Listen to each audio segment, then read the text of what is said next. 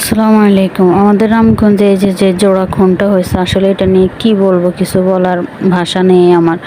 তবে আমি প্রশাসনের নিকট এটাই আবদার বা প্রশাসনের নিকট এটাই বলতে চাই যে এই খুনের বিচার যেন তাড়াতাড়ি হয়, আর যারা এই খুনটা করছে অবশ্যই তাদেরকে অতি দ্রুত খুঁজে বের করে তাদেরকে এই ফাঁসির দণ্ড দেওয়া হোক। কারণ এরকম মর্মান্তিক ঘটনা আমাদের রামগঞ্জে, আমার বয়স হয়েছে, বুঝ হয়েছে বলতে আমি এরকম কোনো ঘটনা দেখিনি।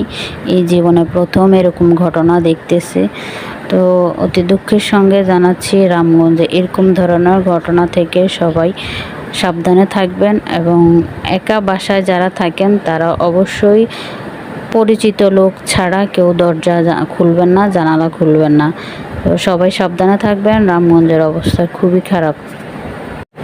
রামগঞ্জে অনেক চুরি ডাকাতি অনেক কিছুই হইতেছে। ওই দিন দেখলাম জিয়া শপিং থেকে এক ভাইয়ের সিএনজি চুরি হয়ে গেছে, জিয়া শপিংয়ের সামনে থেকে।